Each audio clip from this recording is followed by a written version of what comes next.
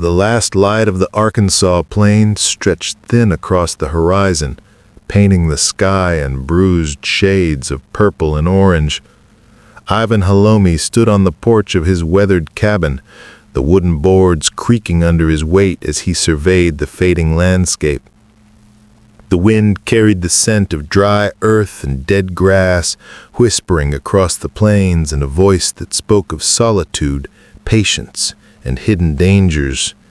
Each gust seemed heavier than the last, as if the world itself were pressing down on him, reminding him that life here was a delicate balance between endurance and surrender. Inside the cabin, the fire sputtered weakly, its flickering light throwing long, trembling shadows across the walls. Iven moved deliberately, checking the stove, stacking wood, and ensuring everything was in its place.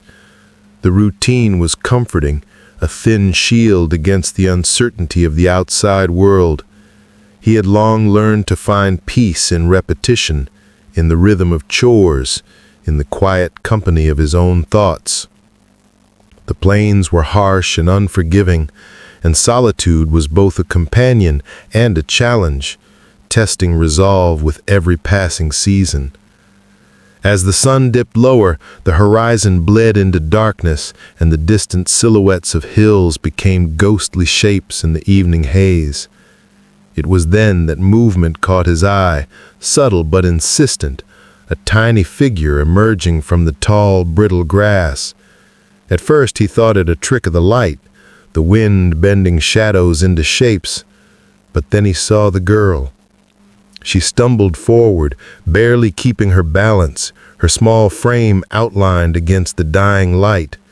Her clothes were torn, her skin streaked with dirt and sweat, her eyes wide with exhaustion and fear.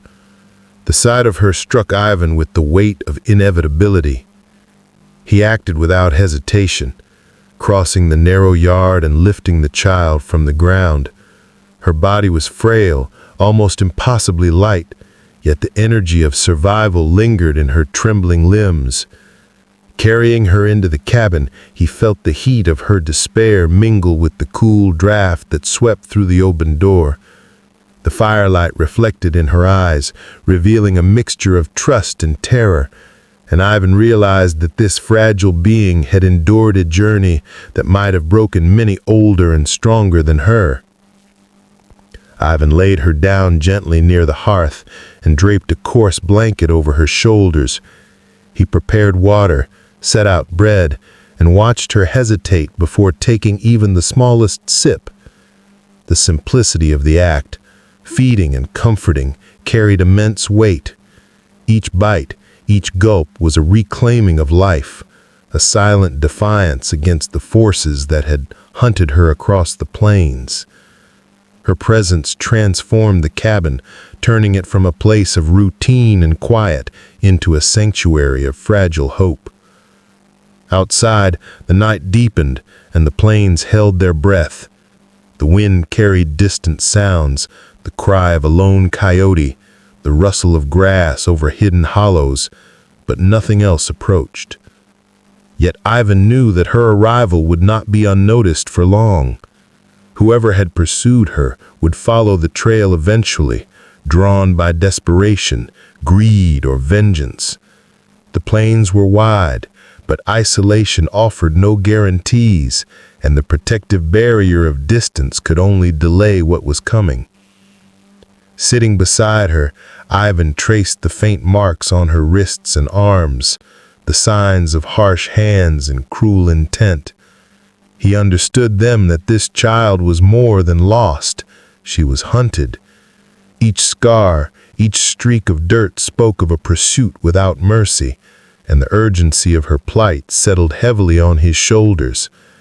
He knew that the road ahead was not merely a path to safety, but a journey into danger, that every decision he made in the coming hours could determine whether they would survive or fall to the merciless forces that sought her.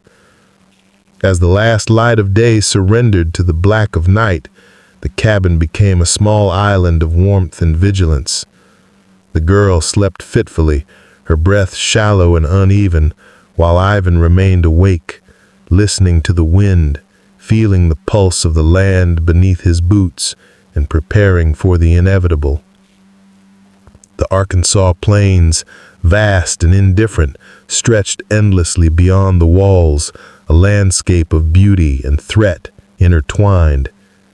And in that stillness, a quiet truth settled. One lost soul had appeared at his door, and in doing so had altered the course of lives, setting into motion a chain of events that would ripple across the plains and test courage, compassion, and the fragile bonds of trust. Through the night he watched her, guarding against both imagined and real dangers. He considered the paths they might take, the hills that could hide them, and the hidden hollows that could shelter or betray. Every shadow could conceal a threat. Every rustle of grass could signal pursuit. And yet in the midst of uncertainty, there was resolve. The child's survival depended on him, and the weight of that responsibility was absolute.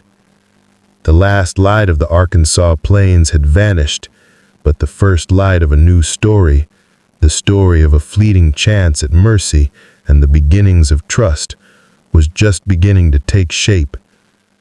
Iven walked across the cool night air, the firelight fading behind him, leaving the cabin swallowed by shadow. The plains stretched endlessly, a dark canvas modeled by the silver gleam of moonlight. Each step took him farther from safety and deeper into the wilderness, where secrets and dangers hid in every fold of grass and dip of earth. The ground was firm but scarred, and the impressions he found told stories older than the wind. He followed them carefully, bending to inspect the shapes pressed into the soil, noting the careful spacing and deliberate patterns. Hoofprints were clustered, precise, a language of pursuit that spoke of hunters who moved with purpose and experience. Each step of the animals marked a rhythm of intent, the silent echo of a chase that had already begun before the child ever arrived. The trail wound toward the eastern hills, where the lands of the Quanocaioa began to rise, steep and rough against the horizon. Shadows pooled in the hollows and along the ridges, making each footprint both a clue and a warning.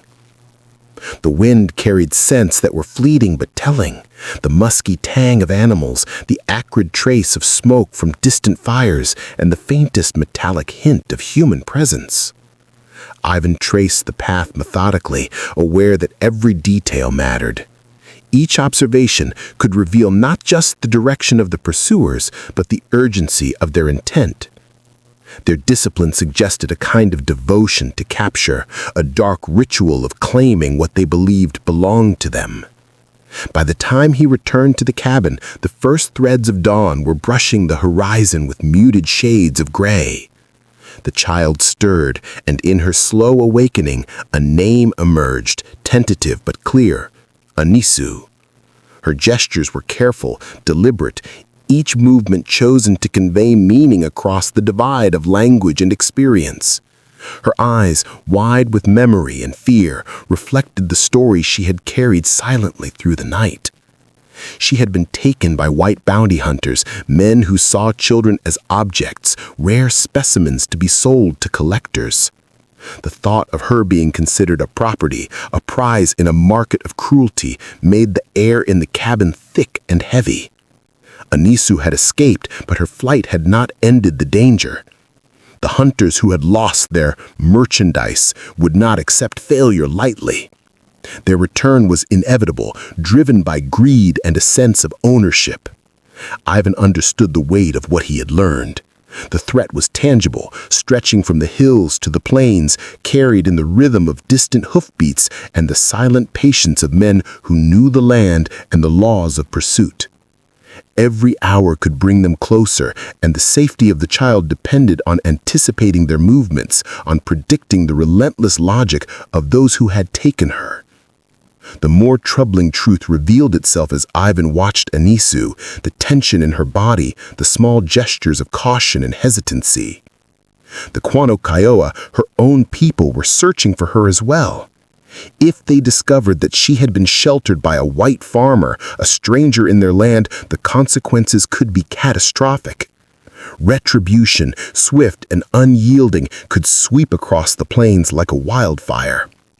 Loyalty, honor, and grief intertwined in ways that could not be undone. Ivan understood the weight of what he had learned.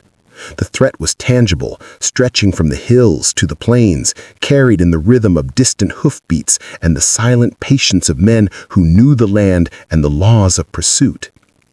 Every hour could bring them closer, and the safety of the child depended on anticipating their movements, on predicting the relentless logic of those who had taken her. The more troubling truth revealed itself as Ivan watched Anisu, the tension in her body, the small gestures of caution and hesitancy. The Kwanakaiwa, her own people, were searching for her as well. If they discovered that she had been sheltered by a white farmer, a stranger in their land, the consequences could be catastrophic. Retribution, swift and unyielding, could sweep across the plains like a wildfire. Loyalty, honor, and grief intertwined in ways that could not be undone. Ivan understood the weight of what he had learned. The threat was tangible, stretching from the hills to the plains, carried in the rhythm of distant hoofbeats and the silent patience of men who knew the land and the laws of pursuit. Every hour could bring them closer, and the safety of the child depended on anticipating their movements, on predicting the relentless logic of those who had taken her. The more troubling truth revealed itself as Ivan watched Anisu, the tension in her body, the small gestures of caution and hesitancy.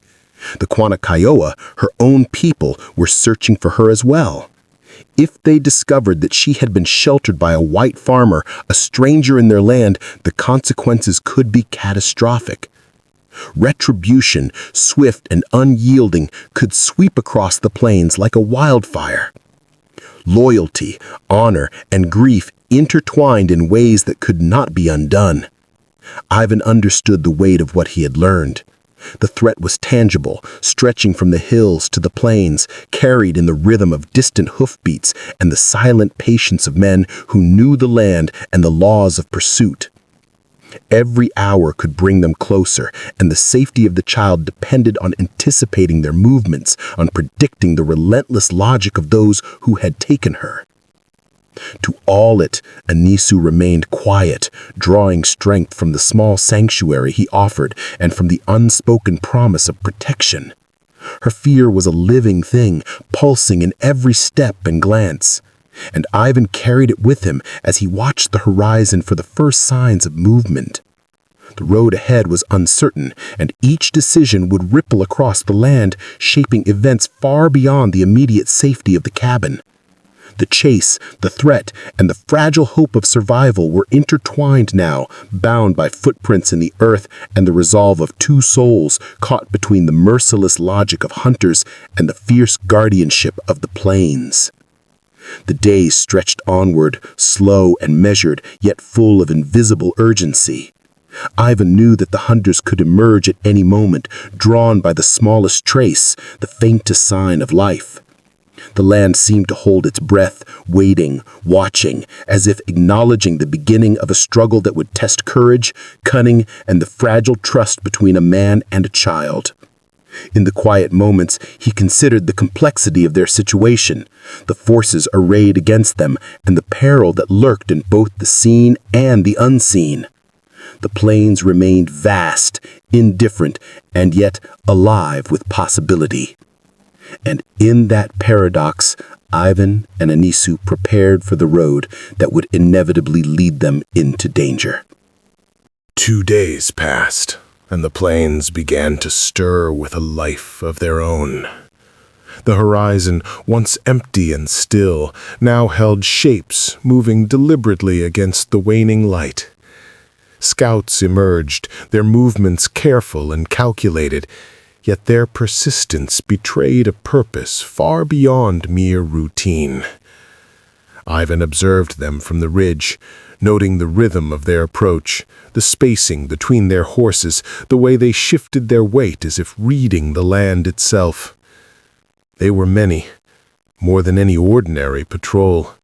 Their presence a silent proclamation that the quiet of the plains had been broken. Anisu sensed the change before it fully registered in Ivan's mind. She trembled slightly, glancing toward the distant hills, her instincts warning her of the gathering storm. The unease that had been simmering since her arrival now coalesced into a tangible tension. Ivan understood without words. The Quanakiowa scouts were deliberate, but they were not yet angry. Their caution spoke of inquiry, observation, and the weighing of actions against the unwritten codes that governed the land. If they found the child in his care and misjudged his intentions, the consequences could be catastrophic. The wind carried the subtle scent of smoke from distant fires, a harbinger of what might follow, and Ivan felt the weight of responsibility settle more heavily on his shoulders. He decided that he could not wait passively for judgment. The child's fate, and perhaps his own, depended on taking the initiative. Plans formed quickly in his mind, each step measured against the possibilities that stretched across the rolling hills.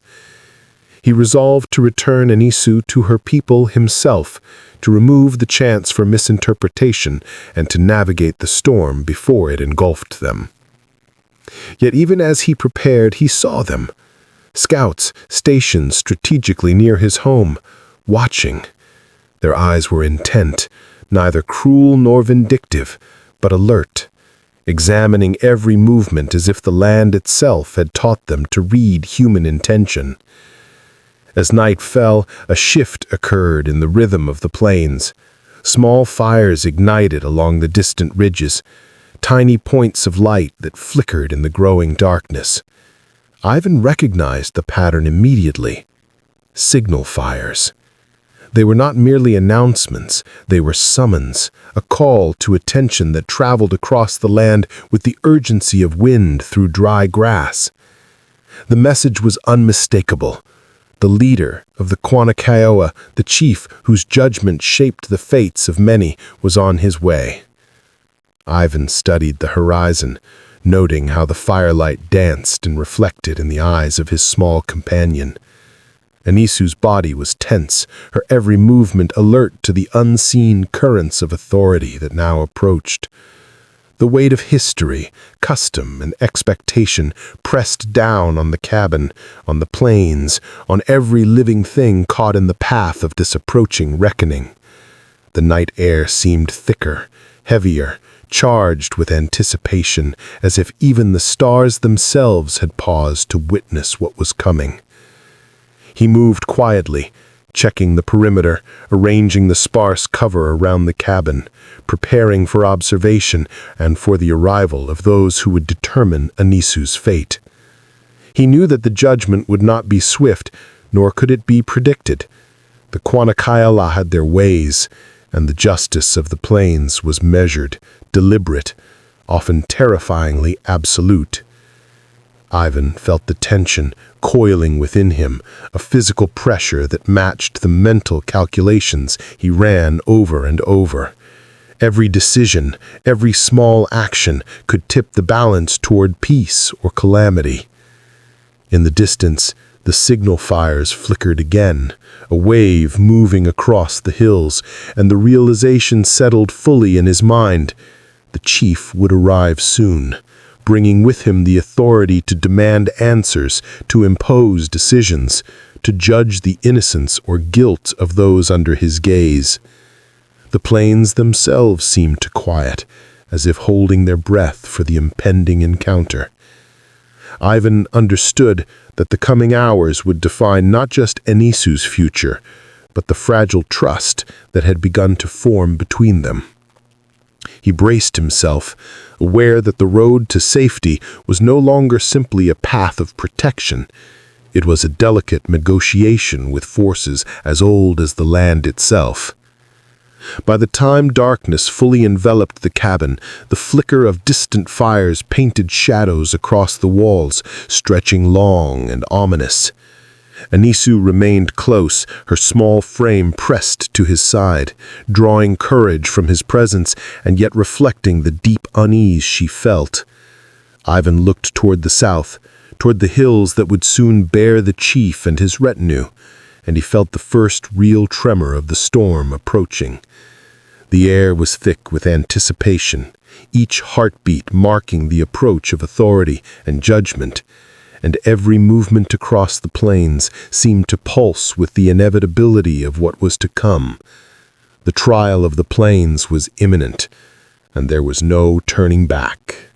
Morning broke over the plains, and from the horizon emerged a long line of riders, their figures outlined against the pale light of dawn. 60 strong, they moved with a precision that spoke of years of training and unspoken understanding, their horses' hooves drumming softly, yet insistently against the dry earth. At the head rode the old chief, Quenapozo, his back straight despite the weight of age, his eyes scanning the land with a calm authority that had earned him respect far beyond the borders of Arkansas. His presence alone commanded attention, an embodiment of centuries of wisdom and the traditions of a people who read the plains as others read books. Ivan stepped forward, leading Anisu by the hand. The girl hesitated for a moment, overwhelmed by the mass of riders, the smell of leather and horses, and the quiet power radiating from the chief. Then she saw familiar faces among the women in the group, careworn but alert, eyes wide with relief and recognition. She broke into a run, her small feet kicking up dust, and threw herself into their arms. The reunion was heartfelt, charged with emotion, but it carried a shadow beneath the joy. The elders would want answers. Questions would be asked about who had allowed this child to disappear and what forces had shaped the events of the past days. The weight of responsibility pressed down on Ivan, but he remained still, letting the moment unfold without interference. He guided Anisu back a few steps, placing himself between her and the approaching riders. His stance was calm, measured, and unyielding, a man showing neither fear nor defiance, but simply the evidence of what had occurred. He indicated the marks in the dust where the girl had fallen, the subtle traces of a struggle, the faint tracks leading toward his home. Every gesture was deliberate, telling a story that no words could surpass. The truth of the journey, the path she had taken, the danger she had faced, everything was visible in the land itself. Ivan did not speak. He did not need to. His honesty and composure carried a weight that resonated more strongly than any explanation. Anisu stepped closer to him, small fingers brushing against his hand in a gesture of trust and acknowledgement. The simplicity of her act, a child's recognition of the man who had sheltered her, communicated what words could never fully capture. In that single moment, the tension that had gripped the plains seemed to loosen. The riders, the elders, and even the chief himself paused, reading the unspoken narrative that played out in gestures, in dust, in the quiet dignity of a man who had acted decisively in the face of uncertainty. The chief dismounted slowly, each movement deliberate, and allowed his eyes to survey the scene. The women gathered around Anisu, protective yet attentive, their gaze sweeping over Ivan and the signs of the ordeal. It became clear that there was no malice, no deceit. There was only the truth of a man who had acted decisively in the face of uncertainty, who had protected a child from forces intent on harm. The recognition spread through the group, a subtle shift in posture, a relaxation of shoulders, the softening of faces hardened by worry and suspicion. By mid-morning, the tension that had threatened to ignite into conflict was replaced by an understanding that transcended words.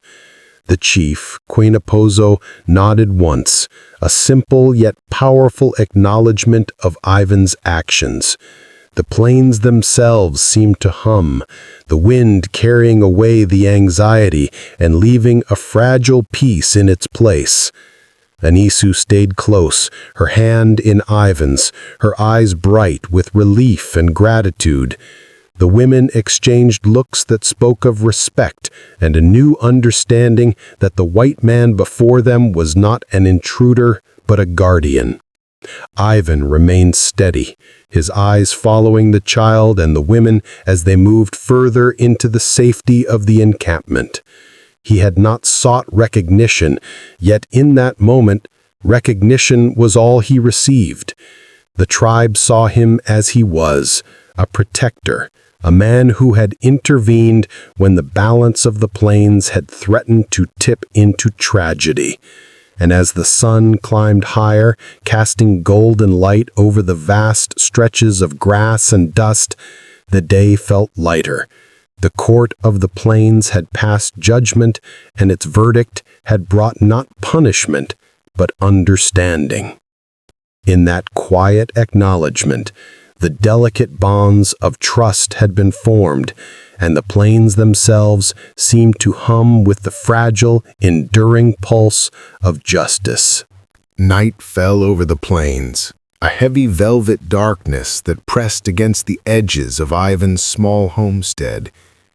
The wind whispered through the tall, dry grass, carrying faint scents of dust and distant fires, and the stars hung low, pale witnesses to the world below. Guards from the tribe patrolled the perimeter, their presence a steady reminder that even in the fragile calm, vigilance was necessary. The plains were not entirely at rest, and shadows moved where they should not have. Through the gloom, 3 riders appeared, their horses silent against the earth, moving with the precision of those who had done such deeds before. They came with intent, a desperation that gave shape to their purpose. These were the men who had taken Anisu, who had tried to turn a child's life into profit for their own gain. Each hoofbeat was measured, each gesture taught with expectation. They believed that night could give them what daylight had denied, a chance to seize what they considered theirs and vanish before the world intervened. The guards saw them first, alert to the slightest disturbance, and moved swiftly, surrounding the intruders before they could reach the farmhouse. The 3 riders froze, the certainty in their hearts replaced by the sharp edge of fear. They were not in control anymore. The law of the plains, old and unyielding, had shifted beneath their feet. They were seized, dismounted with careful precision, and brought before the chief, their hands bound by ropes thick with the weight of consequences. Quenapozo, the old chief, studied them in silence. His eyes, deep and unflinching, seemed to measure more than bodies and faces.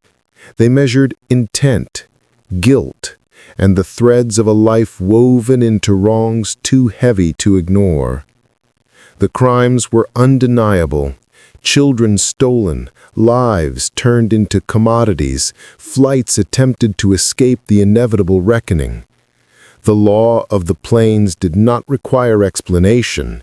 It required acknowledgement. The men stood in stillness, shadows against the flickering firelight, understanding that their fate rested entirely in the balance of an ancient justice. The verdict came not in anger, not in the thirst for blood, but in a measured decree that carried the weight of exile. To be banished from the plains was to be erased. The earth would no longer recognize them. Their names would vanish from memory, and their existence would continue only as shadows, wandering without claim, without home, without identity. It was a sentence more cruel than death, because it stripped not the body, but the essence, leaving only the hollow echo of a life that might have been. Ivan watched quietly, the lines of his face softened by the firelight, his hands resting on the reins he had left at the edge of the clearing. He felt no triumph, only the calm resolution that comes when right has been acknowledged, when protection has been fulfilled. Anisu stood close by, her small hand brushing against his, a simple gesture that carried more meaning than any words could. Her smile was quiet, a light breaking through the long shadows of the night, a reflection of trust and understanding rather than gratitude. It was not the face of a rescued child celebrating a hero. It was the face of one who had found safety and the certainty that someone had chosen to stand in the darkness with her. The intruders were led away, their silhouettes swallowed by the horizon, disappearing into a world that would know them only as whispers, shadows without roots. The plains exhaled around the homestead, a subtle shift in the air that spoke of balance restored, of threats confronted and contained. The night remained deep, the stars scattered across the sky as witnesses to the enduring law of the land. And in that quiet, the home of Ivan and the small girl he had protected seemed to breathe in unison, the fear and tension of the preceding days melting into a calm that was at once fragile and unbreakable. Anisu's gaze lifted to the sky for a brief moment, her eyes reflecting the dim firelight and the stars above, and she rested her head against Ivan's side. For the first time in a long stretch of days and nights filled with fear, she allowed herself to feel the full weight of safety. The shadows of those who had threatened her lingered only as a memory, their presence diminished by the certainty that justice had been rendered. And as the wind moved gently across the plains, carrying away the distant echoes of hoofbeats and human malice, the home was filled with the quiet warmth of a trust forged in danger, a bond sealed not through words, but through the simple acts of protection, courage, and unwavering presence. Ivan rode with the tribe through the rolling hills, the sun dipping low behind the distant ridges, casting long golden shadows across the plains. The air was cool and carried the scent of earth and drying grass, a quiet reminder of the season's change. Horses moved steadily beneath their riders, hooves brushing against the soil with a soft rhythm, the only sound beyond the wind that swept through the hills. Ivan felt the weight of his journey, not as a burden, but as the gravity of a choice that had reshaped more than a single life. Anisu stayed close, her small hand brushing against his arm when the path curved sharply or the ground shifted beneath them. She moved with a cautious trust, as if afraid that the fragile thread of safety might snap if she strayed too far. The village came into view as they descended toward a shallow valley, smoke rising from low stone hearths and the soft hum of voices carried by the wind.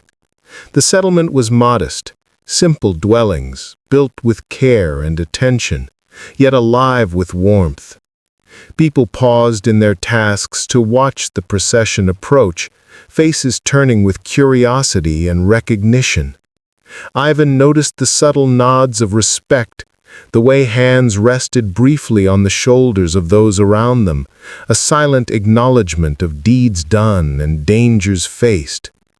Each step toward the center of the village reinforced the knowledge that his actions, small in the scale of the plains, had rippled outward, touching lives in ways he could barely measure. The Festival of Peace was quiet, almost understated, yet imbued with a solemn joy. Fires flickered along the edges of the village square, casting gentle light over faces etched with weather and wisdom. Food was shared sparingly, bread and roasted vegetables carried with careful hands, and the warmth of the flames seemed to infuse each gesture with meaning. Elders approached Iven, eyes steady and approving, offering small tokens of recognition. A carved piece of wood, a ribbon of colored cloth, items that held significance far beyond their material value. Children circled him, their laughter tentative at first, then growing with each shared glance, their trust earned not through promises, but through the courage of a man who had risked everything to protect the smallest among them. Anisu, her face illuminated by firelight, leaned close, her presence a constant reminder of the trust placed in him. He looked down at her small, trusting eyes and felt a quiet satisfaction, knowing that safety had been given and accepted, and that this moment, fragile and precious, would endure. When it was time to leave, Iven mounted his horse once more, feeling the familiar rhythm of movement beneath him. The village waved, hands lifting in silent farewell, eyes carrying a warmth that would linger long after the horses disappeared into the rolling darkness. The road back to the homestead stretched ahead, familiar yet transformed by the knowledge of what had transpired, by the certainty that the world could be altered by acts of courage and care. The wind shifted in the evening air, brushing past him with a soft whisper that seemed to carry approval. Returning to the homestead, Iven paused on the threshold, looking out across the empty plains that had once seemed so desolate. Now the earth bore the subtle marks of what had been preserved, the traces of a peace won without violence, but through steadfast action. The grasses swayed gently, catching the last light of dusk, and for the first time in a long while, the vast openness of the plains felt less lonely, less threatening. It held the echoes of justice, trust, and protection, the invisible imprints of one man's choice and a child's courage. If you enjoyed this story and want to hear more atmospheric, deep Western tales, subscribe to the channel. New stories are on the way, and none of them will leave the plains the same as before.